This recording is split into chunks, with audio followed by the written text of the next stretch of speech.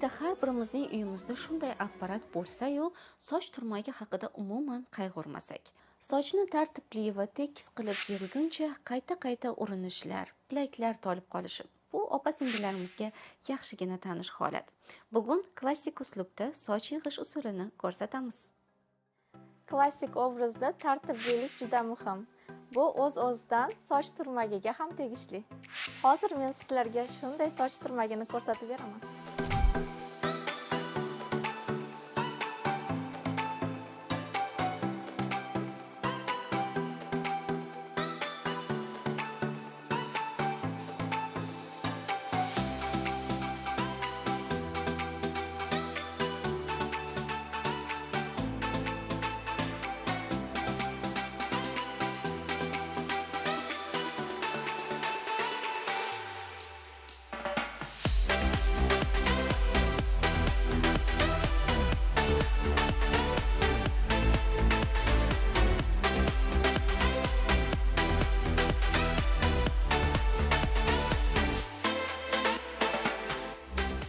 Soch turmagini soatlab tanlaymiz-u, lekin tayyor bo'lgandan keyin negadir natijadan ko'nglimiz to'lmaydi. Balki turmak tanlashda yuz shaklini ham inobatga olish kerakligi haqida unutarmiz.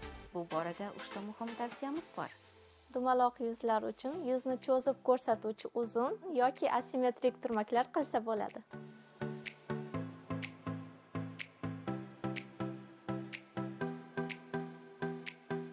Avval yuzlarga esa deyarli barcha turmaklar mos keladi.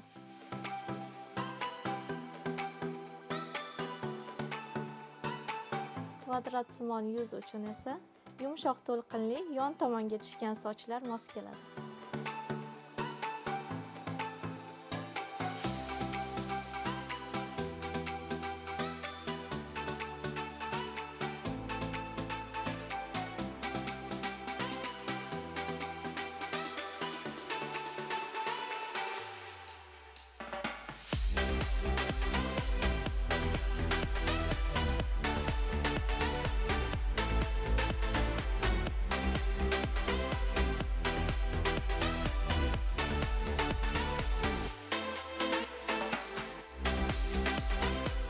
Klassik soch turmaklarida yangicha tajribalar va noodatiy shakllar kam uchraydi.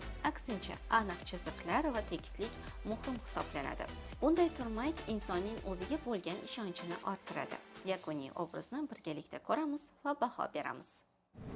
Son 2, 3, 4.